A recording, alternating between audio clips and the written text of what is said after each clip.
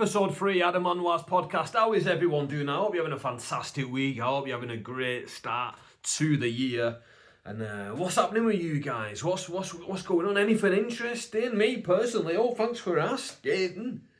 I'm back gigging this week. I cannot wait to be out. By the time you see this, I might have already done my first gig, because my first gig back is on Tuesday. I'm recording this. The first gig back is Wednesday. That's why I'm recording on the Tuesday. I'm not able to record Wednesday night this week, so I'm going to be out. I'm going to be in Sheffield at Sheffield Play. I'm looking forward to getting back on the stage, getting back at it, closing the show so I can sit back, I can relax, I can feel out the show a little bit, see how everyone else is getting on, and then, you get a feel for the crowd, you get a feel for what kind of humour they like, and are they laughing at all the dirty stuff, or is all the dirty stuff a bit too much for them? Do they like the one-liners? Are they a bit quiet? Do they need perking up a little bit? I'm going to be downloading all that information from the crowd, so I love being able to close a show.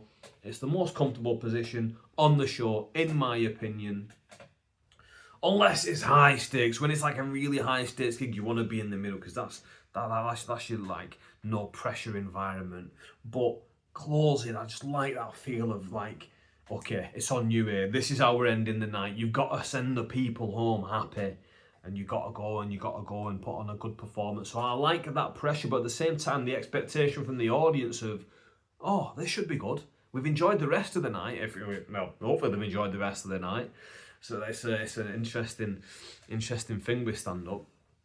Is obviously, if you're at the end and they've not enjoyed the show, some of them will be like, well, I'm not sticking around. I've hated all of this. No, that shouldn't be the case. I was going to say it won't be the case, but when the jinx things, knock on wood, it should be a good show. It's Sheffield Play. I love digging in Sheffield again.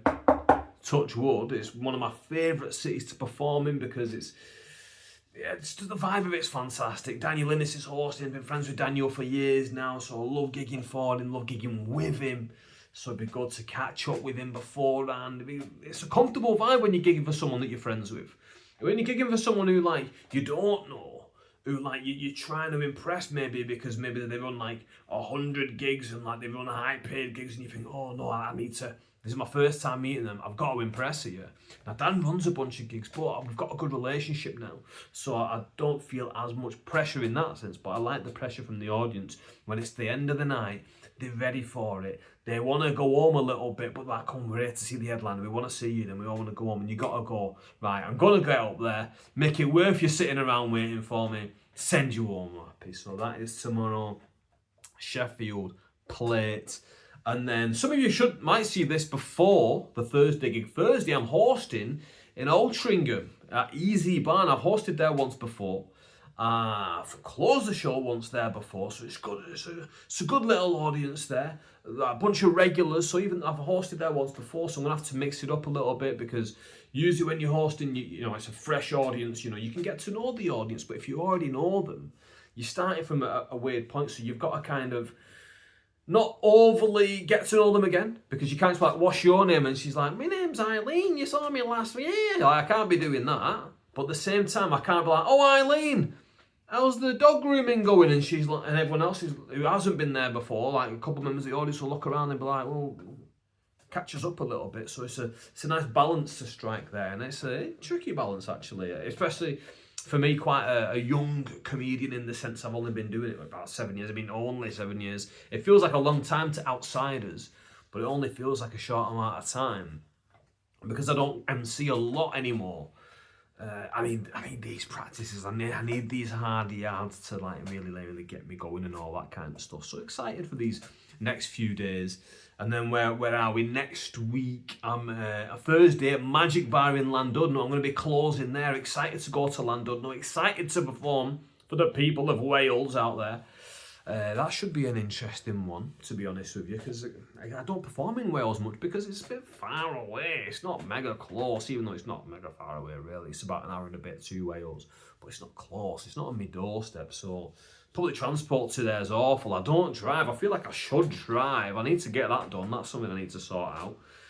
It's awkward as a 37-year-old man when you don't drive, but especially when you're a stand-up comedian, other comedians look at you like, how the hell do you get to gigs? And it is hard going around by public transport. That's why I don't go to Wales much, but I will be there Thursday next week, which will be the 22nd, I believe. And then the Thursday after, I'm closing a gig in Salford, KS Comedy. I think it's its first night. I believe it's being called KS Comedy in Salford. And I'm excited for that as well, because what I'm going to do beforehand is I'm going to go into Manchester. I'm going to do some of the other shows that are there. So I'm going to double up, maybe hopefully triple up my stage time, get a few different spots in the night, get myself feeling good, feeling sharp, and then go over there, close that. Because it's been a bit of a quiet start to the year. Like, I'm only going to have like a handful of gigs, like 5, 6, 7, something like that, by the end of the month. Again, touch wood, a few more land in the inbox, but that's the start to the year. That's where I'm lucky that, like, you know, when you are a sole trader and you are relying on, or freelancer might be the best term, you're relying on going out there and sourcing out all your old work. The anxiety, I can only imagine the anxiety of the people who are like doing this as a full-time thing, and this is where they get all their income. And if they've got kids and a partner and a mortgage and all that stuff, your gas bill, your Netflix, your Disney Plus, you want to buy wrestling figures. I mean, that's just me. I love wrestling figures, although I'd love to get into collecting them properly. It's not something that you can really do as much as a 37. I don't know if anyone else does this. I do this. I don't know if you do this, but like anytime I go to my local retail park, I'll always go to the toy shop there, and I'll always go and have a look at the wrestlers. I don't know what it is, but there's some urge within me to look at the wrestling toys every time I go there, and I look at them and I'm like, because they're amazing. They're little pieces of artwork, right?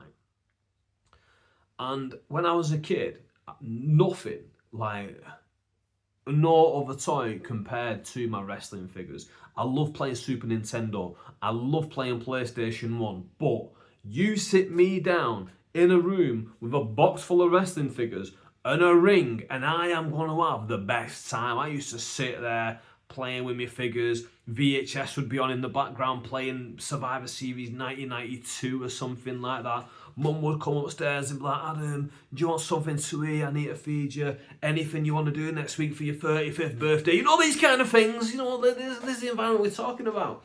I used to love it. I used to love playing with them figures. Now, as an adult man, I'm not allowed to play with them anymore. Now, I'll be honest, I wish I had the imagination now. My cousin's kids have wrestling figures, right? And when I'm at their house, like they're playing with them, and I'm joining in there. I'm the cool uncle. I know wrestling figures. I know every wrestler who ever worked for the WWE. I'm sat there on the floor, crisscross-legged.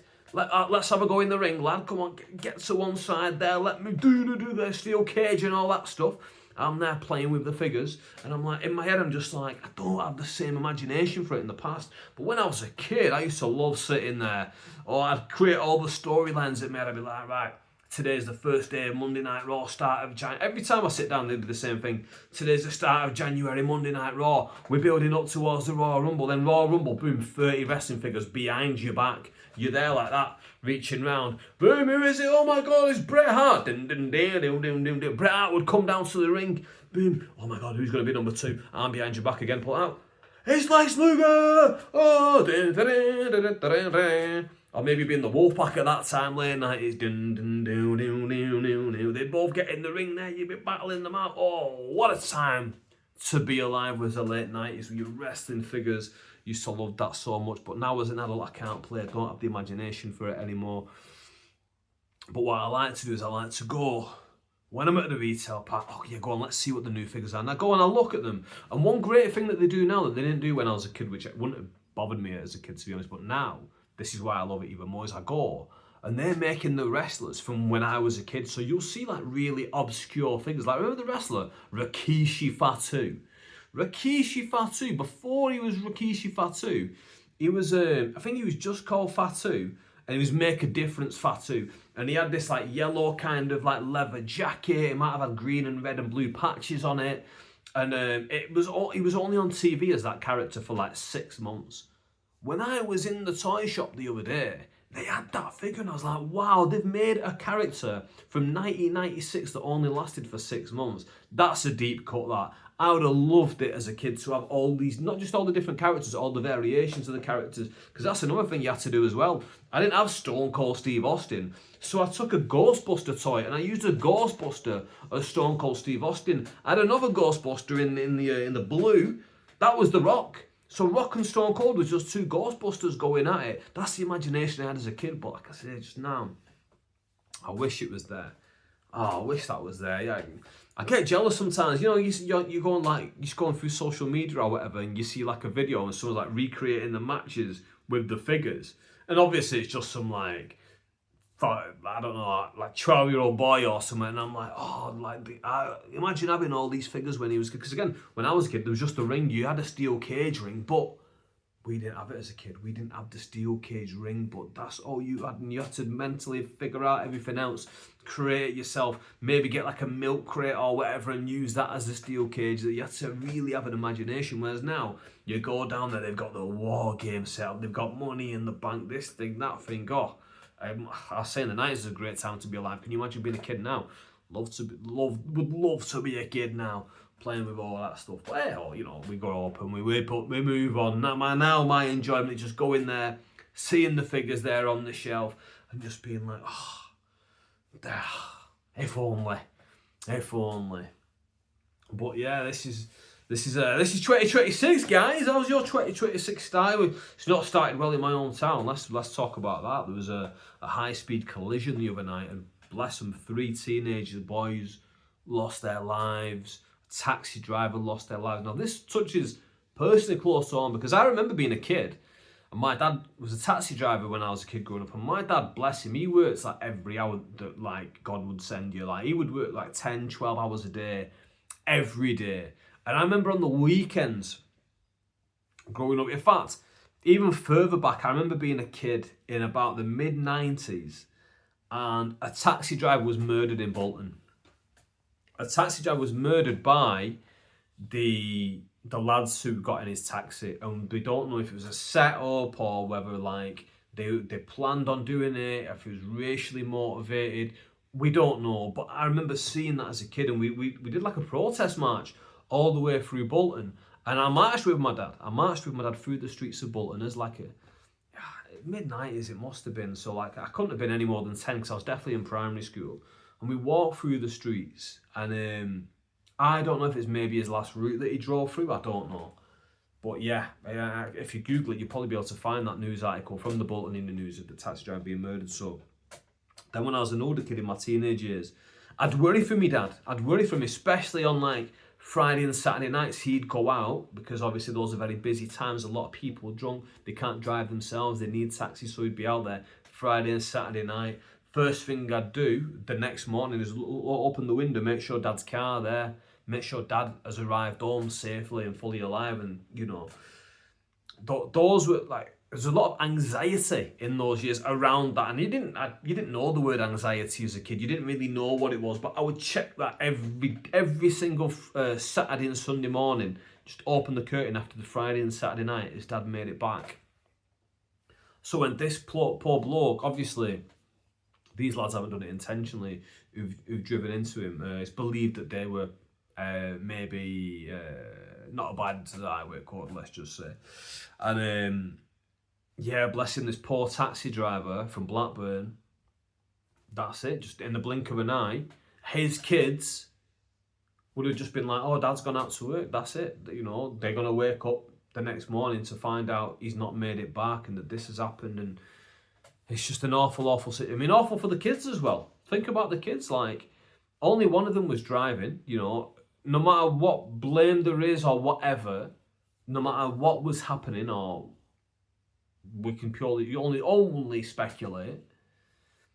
Like those poor kids, you know, the ones who weren't driving, the one who was driving. Can you imagine being that kid's parents? You've potentially. I know one of the kids is still alive. I don't know if it's a driver or not, but like, can you imagine being the kid's parents? Like, you potentially lost your son. Another 3 families are affected by it. Like, you're not just grieve. You don't just get the opportunity to grieve yourself. Can you imagine losing a teenage son? You don't get the opportunity to like grieve it yourself. You've got to kind of share other families' grief and stuff like that. Anyway, I don't want to talk about it too much, but it has been on my mind. It has been on my mind very much so.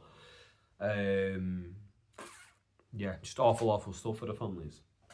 And then you had the ICE thing in America where that woman got gunned down by the ICE agent. And it's like, what? Like, you're not a stormtrooper. You're not there just to like shoot first, ask questions later. Like, this whole divisiveness about foreigners and immigrants, this is what happens. You start to demonize people. You start to make them sound like less than. And before you know it, you got people roaming the street with weapons and they're ending a bloody poor woman's life. Like, so yeah, crazy to think what's going on over there. I was talking to someone today and they were like, oh, we're going to end up with it over here with everything that's going on. We're going to end up with it. And I was like, I hope not. I genuinely hope not, because for all the situation is, the demonization of people who haven't done anything wrong yet. You can't just, guilty until proven not guilty. Like, that's not how life works. Like, it's innocent until proven guilty. Yeah, those are some fun topics, aren't they? You know, but they have been on my mind. But again, I don't know if it's because I've been ill the last few days and like everything just seems worse when you're ill. But those things have been on my mind recently. And, you know, America seems like it's spiraling. This awful thing that happened close to home, horrible. I slipped last week. Let's lighten the mood a little bit. I full on fell on my cheeks. Full on fell on my cheeks. So it snowed one of the days, right? I can't remember what day it snowed, but it snowed one day. The next day, it was icy on the ground, right? Did I fall that day? No, I didn't fall when it was icy. The day after, I'm walking, the floor is clear of ice. I literally thought to myself, I'm about 500 yards away from home, and I thought, wow, the snow's gone. It's all gone. The ice has gone. So I'm walking, full pace. Listen, I'm 6'1", I'm quite slim, young enough, and fit enough to walk at a decent speed, right? I'm not Usain Bolt, but I walk quite fast. I'm walking quite fast. I'm walking. Next thing I know, I'm looking up at the clouds. I'm thinking, what is going on? I literally out loud go, whoa, like that. It went that quick. You like to think that, if such and such thing happened to me, I'd react very quickly, like a ninja or something. Boom, I'd be saved. No, not at all. Before I even knew it, I'm on the floor, looking up at the clouds, lying on some ice, and I'm like, where has this ice come from? Bless her, this poor woman. I had my headphones on. My headphones went flying. They might have saved my life, by the way, because my headphones were sat right up here. I think my headphones have bounced off the floor and bounced far away, and that's why they've ended up going over there. I had no head pain, nothing like that. Touch wood. Yeah, touch wood, was feeling fine. But bless her, this woman must have heard me go, whoa! Turns around and go, you alright? You need help? I'm like, help? Of course I need help. Phone an ambulance, phone the fire brigade, phone the Fathers for Justice. Somebody help me out, please. No, I didn't say that. I said, no, I'm all right. Yeah, I'm all right. Yeah, Mr. Cool over here. The only thing cool about me at that moment was my backside after it'd been set on ice for about 10 seconds. Oh my days, I was so embarrassed. Wasn't the most embarrassed I've ever been. Full enough, right down there, I'd come off my bike in the pandemic, pedal bike, like that. And there's a part, right, where you zigzag in between, like when they got like the metal gates, but they're just fully open. The two fence panels, and I've slalomed in between them, so I couldn't have been going that fast. And literally, as I've slalomed, I've gone and I've skidded in some mud at about 0.5 mile an hour, and I've fallen, boom, right on my knee. And two young girls, bloody, I don't know, must have been like 28 apiece, both turned around like, oh my goodness, you okay? I was like, I'm all right. I'm just this the embarrassment that does, and it was. I was proper embarrassing that one when I fell at like 0.5 mile an hour on my bike, because you come off your bike. Adults don't come off their bikes unless they get hit by a car or again Touch wood, not me. But you don't come off your bike by yourself. There's no one else involved. No one's pushed me off. No one's knocked me over. I've gone by myself. Boom, straight on my knee, grazed it all up, and I'm there having to ride the rest of my journey. Knee trickling all the way down my leg and all that stuff, flapping in the wind, and oh, that weren't great. That weren't great at all, to be honest with you, and that was embarrassing, yeah. Any fun fall stories, guys, let me know. I mean, I could do with getting a bit of my embarrassment deflected onto somebody else. Yeah, it's been cold at the moment, weather's awful. Like I say, I've been sick recently, and I hate being sick, but luckily I had no gigs, because it's awful when you're working and you're a comic at night as well. It's awful because you got to go into work, because you can't be skipping work and then be putting all over social media. I was in Bradford last night having a great old time with audience. Everyone in work's going, I thought you were sick, bro. So you got to go in work, you feel grim all day, then you go home and then you're off to a gig. Like I said, luckily no gigs, and touch wood, I'm feeling much better now. Ready to go to my gig tomorrow in Sheffield, and hopefully it's going to be a good old exciting time. I watched a Bollywood flick the other day. Yeah, you didn't expect that from me, did you? I watched a Bollywood flick called Huck, and Huck basically means like rights, you know, like your human rights kind of thing, like your legal rights. I watched a film called Huck, and it's interesting because it's a Bollywood film, right? They always make Muslims look weird, right? Because there's political stuff going on in India between the Hindus, Hindutva, the Muslims and all that stuff. So it's always a bit interesting. They always make Muslims look a bit silly. But the story of this film is this woman has a love marriage, right? She has a love marriage. She meets this guy, and they end up getting married. Yeah, they end up getting married. He goes through the processes and all that stuff. They're together for a couple of years, have a few kids, and then one day he comes home and he's got a second wife. Now, if you want a second wife in Islam, you need to clear it with the first wife first. She's like the HR manager and you want annual leave, right? You can have annual leave, but you can't have it unless you request it and it gets signed off, right?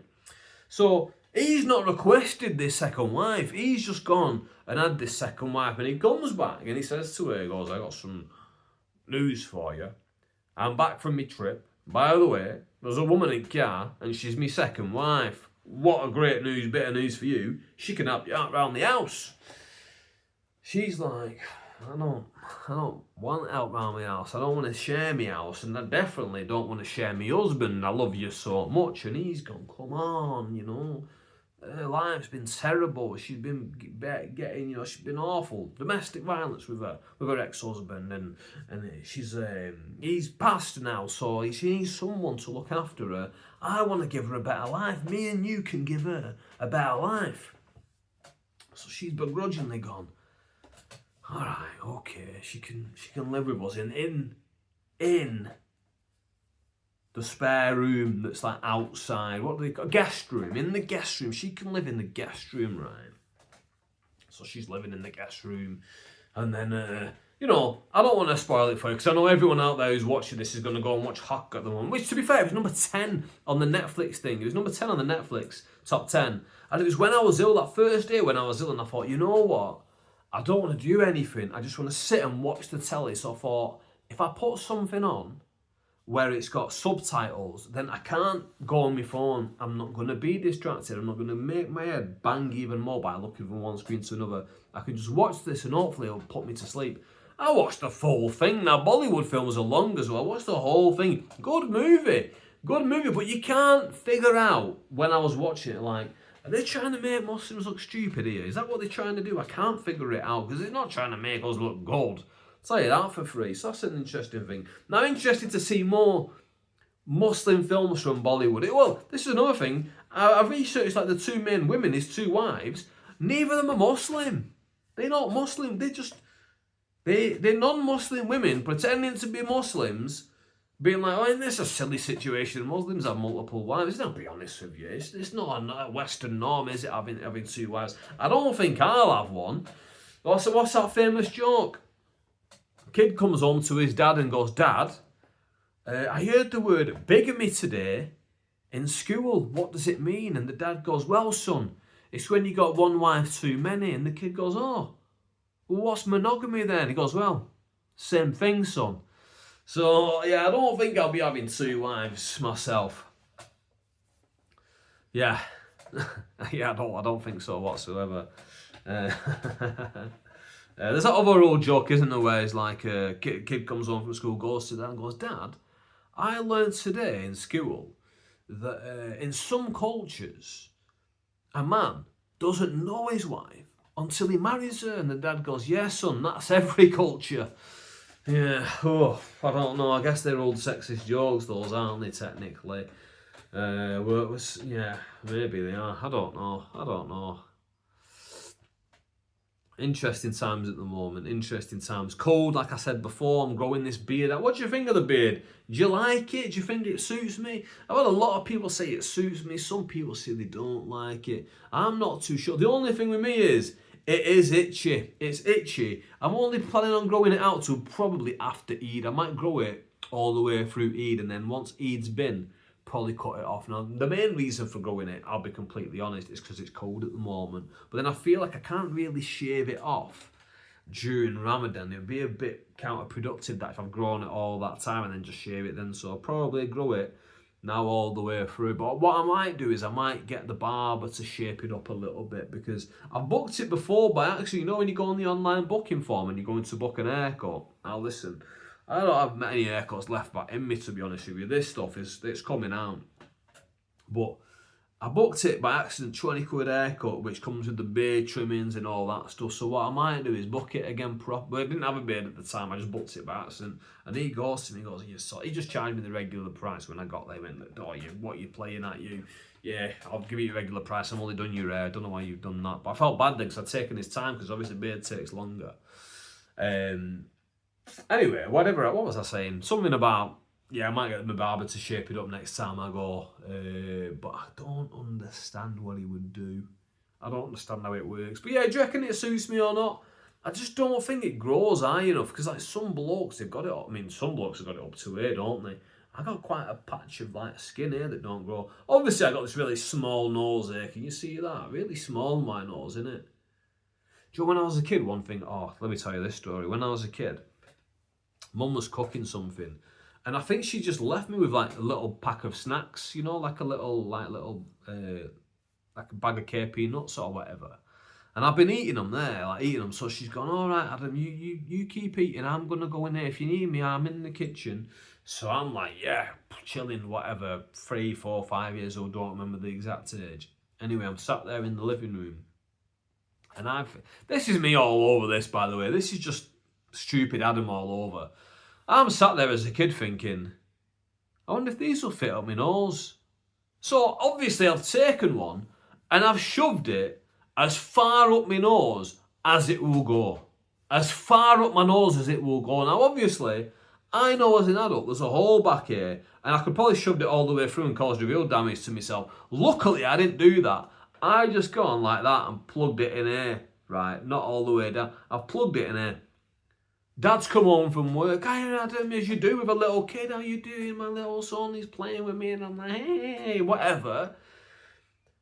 And I think he's asked me something like, oh, can I have one of your nuts? You've been eating your nuts, and I've gone, no.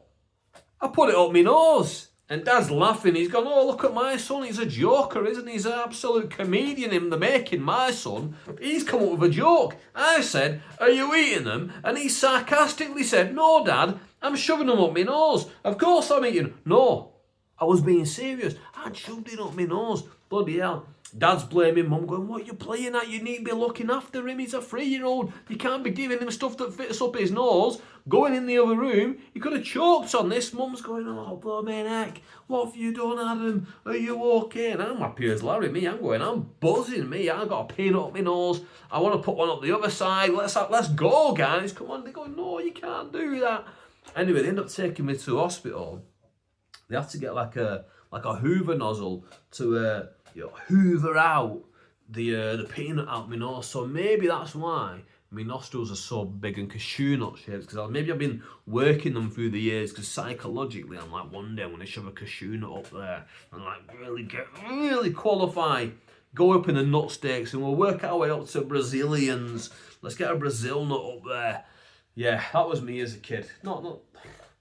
I used to do this as a kid all the time. I used to push things to their physical limits. So another thing that I used to do was like the wrestling figures. Some of the wrestling figures would come with like a bald fist like this, but some would come with fingers like that. What would I do? Snap them off. I'd just snap off the fingers, be like, look at that. I've altered that. That's me. I've recreated. But all I've done is just broken my toys. By the way, these wrestling toys, if I would have left them perfectly as they were, they would have God knows how many hundreds and thousands of pounds now. But no, I chewed them, I broke the fingers, I used to bite the noses off them. I don't know what that says about me. So good job my family did not have a pet. I would have been that psychopath kid who would have ended up like trying to break it or whatever. And then that, you know what that leads to, doesn't it? That leads to becoming a psychopath when you're older. You get the taste for it as a kid. You want to do horrible things to adults when you're older. So yeah, it's a good job I didn't have a pet. That would have set me off on a real awful path. But I love these deers though. Oh, what do you reckon of these deers? I don't know any of you are from Bolton, right? Any of you are from Bolton. Do you remember the albino deer? The albino deer was like an old wives' tale in Bolton. People would whisper in the 80s, have you seen the albino deer? It wanders around the hills. It sometimes will run out at you in the middle of the road. Seldom seen, but always remembered. Have you seen the albino deer? And people would say, listen, you're having me on, you're pulling me leg, the albino deer doesn't exist. The gingers like this kid over here, no. This albino deer existed. Accidentally, one guy, I think he went hunting for it because he wanted to be the Billy Big Time who proved everyone wrong. Maybe he was the guy down the pub saying, I've seen it. I've seen the albino deer. Yeah, I'm telling you now. One day I'm going to bring it. I'm going to put it here on the table in £3. Some guy ran it over, bless him. Bless that little albino deer. And because it had been rumoured for years, I think one time, someone from the Bolton Evening News managed to get a picture of it. Now, I don't know if they took the picture themselves or whether someone else took it, sent it into the paper. This is like local Sasquatch. This is local Bigfoot news. We're not out there looking for like a big gorilla thing. We in Bolton, we're out there looking for the albino deer. Someone got a picture sent in. Anyway, there's an article from the Bolton Evening News that's in the Bolton Library. It used to be in the Bolton Library. I hope it's still there. I've not been for a while. I used to love this as a kid. Mum taking me to Bolton Library. In fact, let's talk about Bolton Library. Bolton Library is amazing, right? Bolton, I'm telling you now. Bolton Library / museum is amazing. If you're from the local area, go there for a day out. I'm telling you now. Go to Bolton Library for a day out. So many comedians messaging me being like, Adam, I'm going to be in Bolton. Where shall I go to eat? Sack your food. Go to Greg's pasty shop if you want. Go to the museum if you're here when it's open. Go to the library. First of all, right, let's start. Ground floor, you go in. It's a library. As you suspect, there's books there. Of course there's books there. It's a library, Adam. What's on the top floor? Well, I've already given you a spoiler, haven't I? It's the museum. Now, what's in the museum? There's the Bolton section of the museum. The Bolton section comprises of a variety of stuff. First of all, you've got the deer that I just mentioned. You've got the albino deer. Once someone had knocked it over, they taxidermied it, they stuffed it, they mounted it. Not like people from Bristol mount animals. They mounted it after they'd stuffed it. They put it in the museum with the article, whoosh, albino deer of Bolton. Whoa, what a lovely deer. I love that deer. My favourite all-time deer. Better than Rudolph. That is number one deer. It comes from Bolton. The Bolton albino deer. Pass it on, right? That's in there. You've also got some stuff from Nat Lofthouse. Now, Nat Lofthouse, what a legend. A lot of people like to look at their footballers who played for their clubs, especially the hometown heroes who played for the club, and go, do you know what? This guy is a legend. But Nat Lofthouse, proper legend. First of all, He was like, I think he played his entire career at Wanderers. Entire career, didn't play for anyone else, only played for the Bolton Wanderers. Second of all, he played for England. He was such a good player, he played for England 33 times. No, he played 33 times for England. Can you guess how many goals he scored? I hope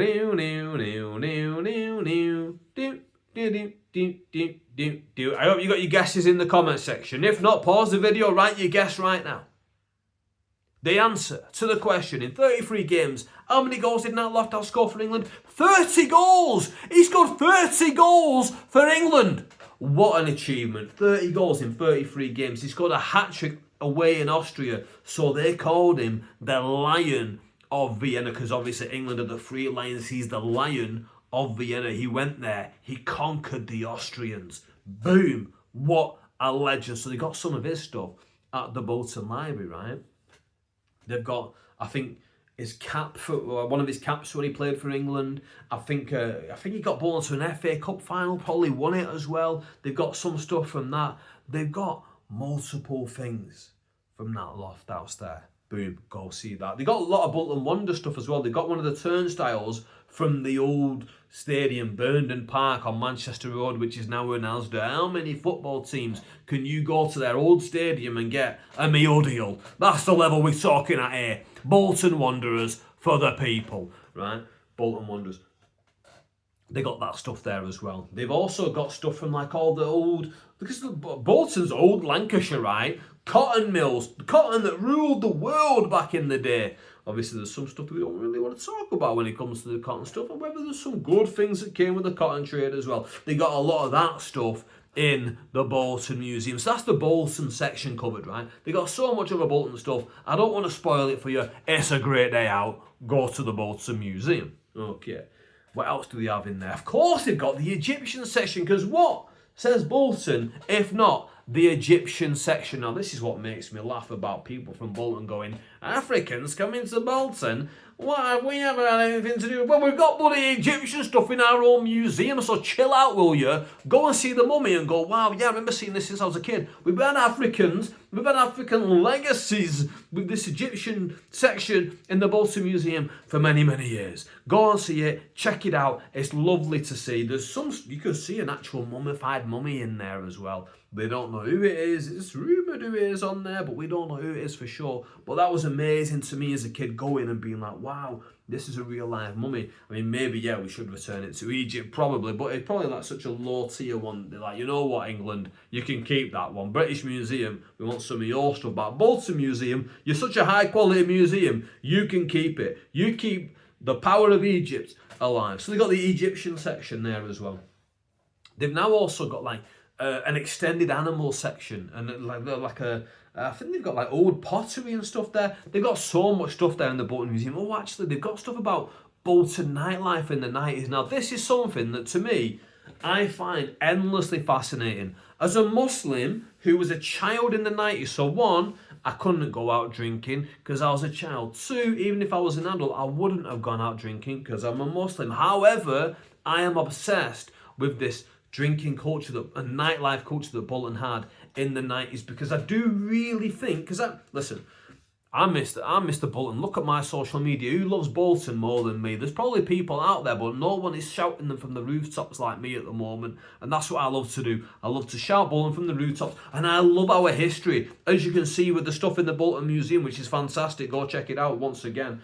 They've got this stuff about the old nightlife. And I love looking at this old stuff, this old Bolton nightlife stuff, because it really does feel like this is a part of our history, of this brief period of time where, like, the big clubs were coming around, loads of people were going out on a Friday and Saturday night, and obviously they'd have the younger nights through the week and stuff like that.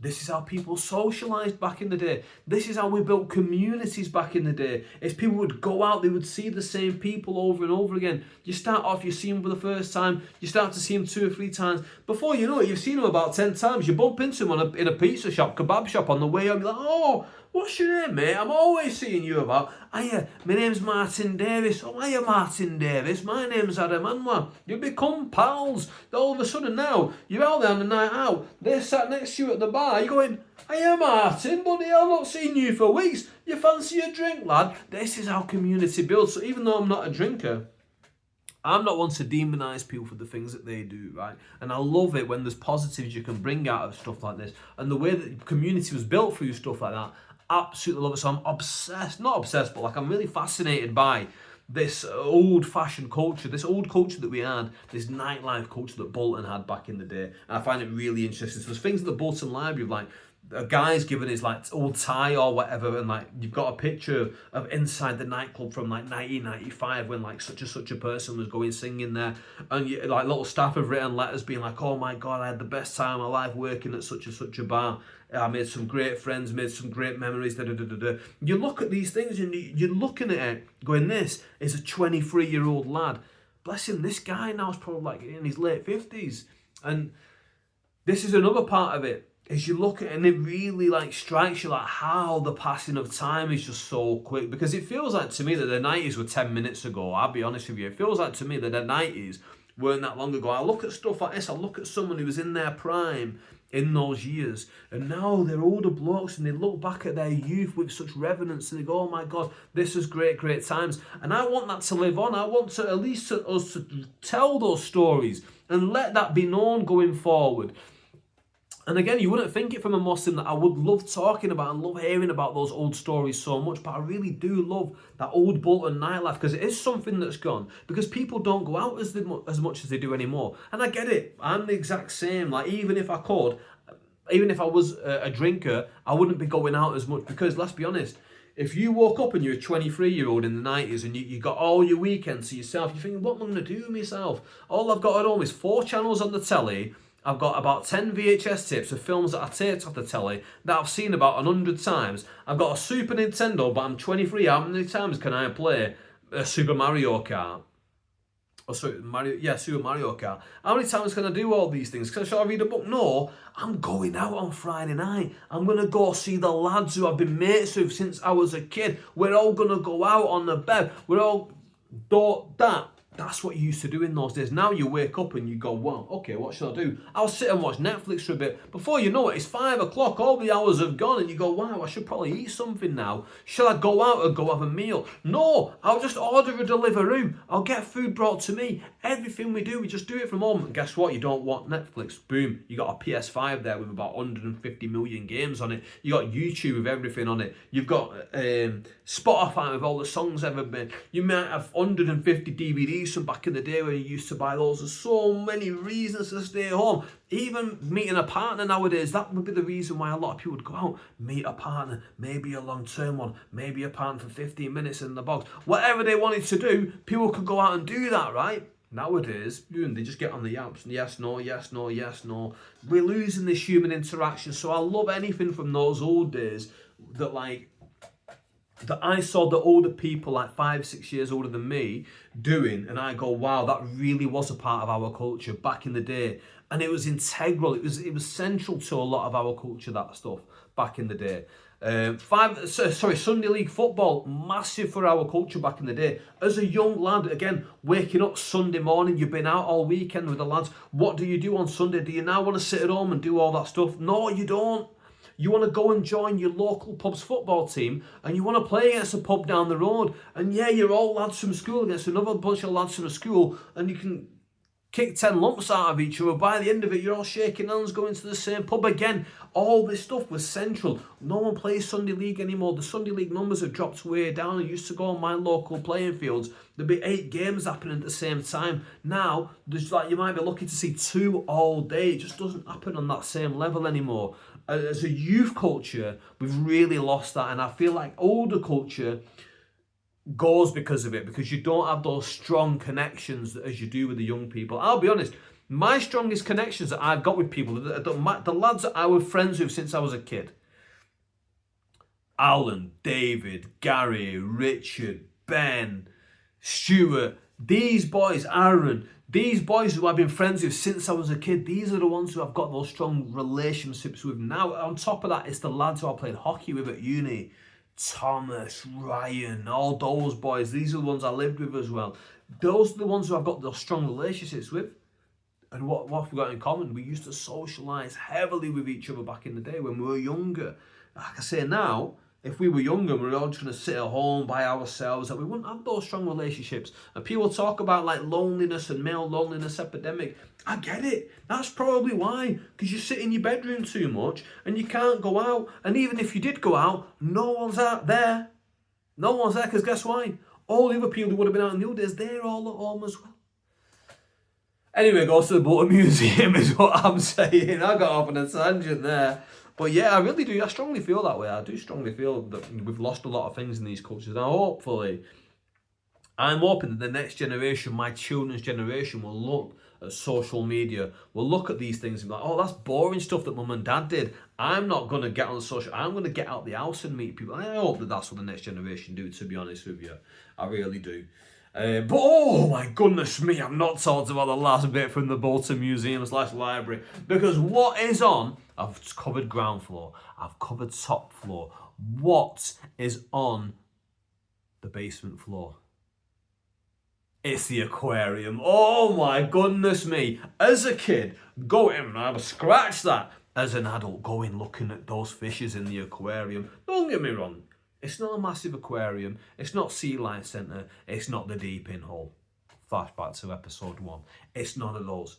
But it's a lovely little aquarium. You go there, you take your kiddies, let them have a look around. Me and some mates went recently, actually. We did actually go and we looked at the fish downstairs, you know. We did go look at the fish and went, it's interesting still.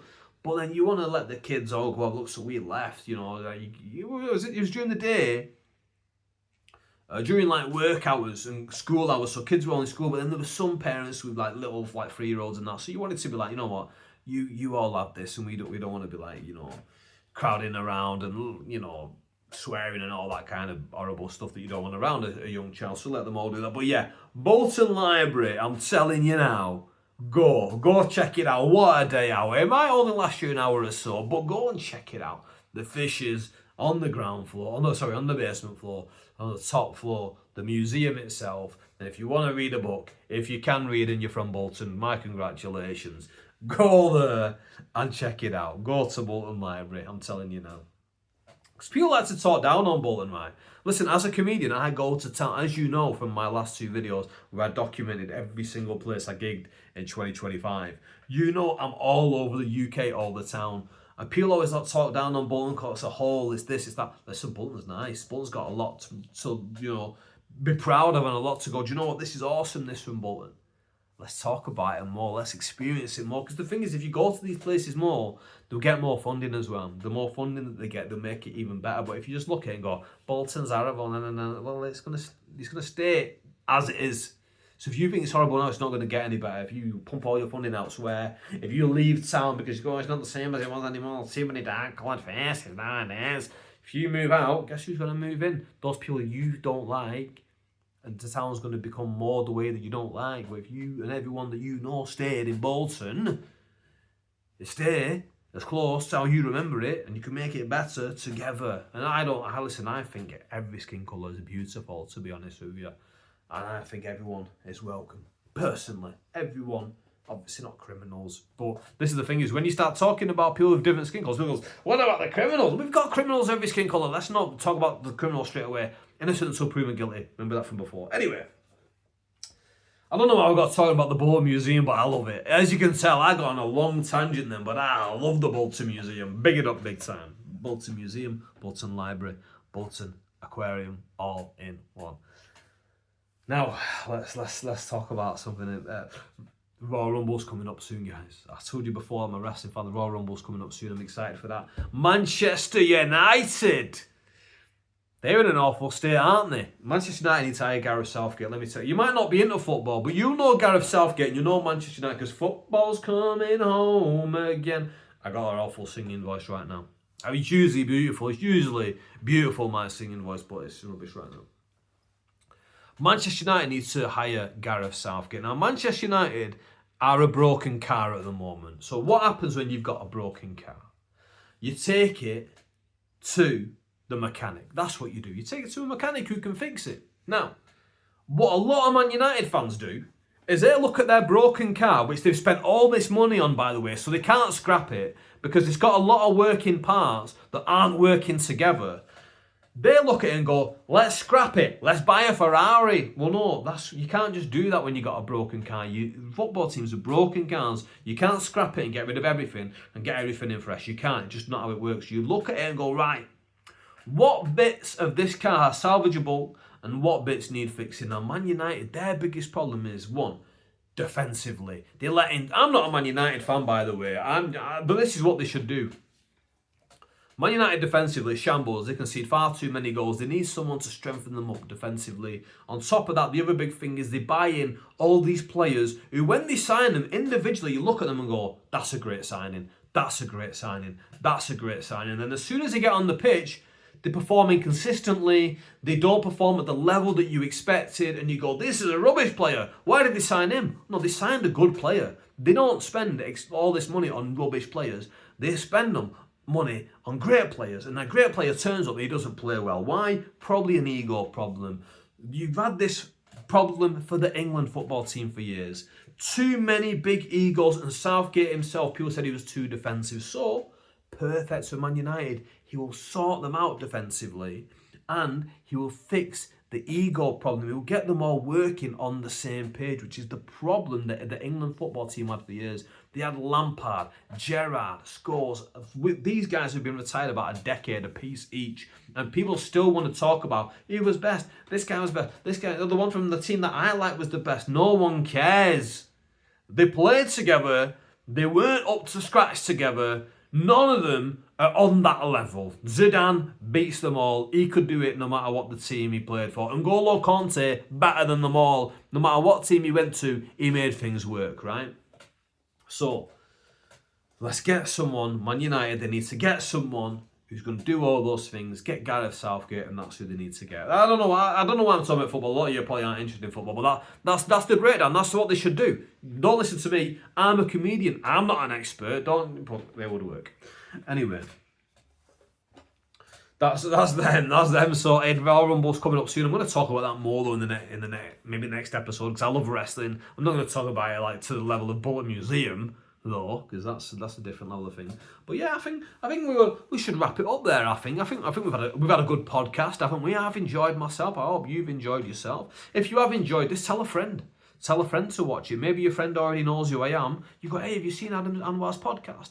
You should check it out. You should just give it a watch. Put it on in the background while you're working. Just listen to it like that. That's how I listen to my podcast. Give it a go. Put it on the big telly maybe. You get to see me in 4K definition. You get to see these lovely days. You won't get to see the albino day until you go to Bolton Library. Bolton Library needs somebody sponsor me, don't they? I'm going to send them so much business. I'm telling you, everywhere I go from now on, tell them all, go to Bolton Library. Right, I'm going to head off in a second. I'm going to go and make myself a lovely pizza. This is what I love to do. This is what I'm going to eat tonight. I'm having a Chicago town pizza with the stuffed crust with tomato in the crust. And I'm going to take a jar of jalapenos and I'm going to put half a jar of jalapenos onto that pizza. And that is going to, because I've been a bit ill, just burn all that off in my throat, get rid of all that badness and push on from there. That's what we're going to do. That's going to be my meal tonight. But yeah, I hope you've enjoyed this. Like I said before, any comments that you've got, anything that you want to talk about, any comments is valued, to be honest with you. That's how these things work. The more comments, the more people say things. The YouTube just goes, hey, more people should watch this, and it sends it to more people. And then we roll up from there. And I've not advertised this podcast too much, to be honest with you. I know a lot of people push it and they ask all their friends, can you share it? I've not done that. I've just sent it to people and gone, hey, check this out. I've put it on my story and all that good stuff. Hey, check this out. So I might advertise it a little bit more. But yeah, let me know what you want to see from me going forward. I'm not going to keep you too much long. I'm going to bow out now. Thank you very, very much for watching. Hit subscribe, hit like. I love you all so much, but not as much as I love the Bolton Museum.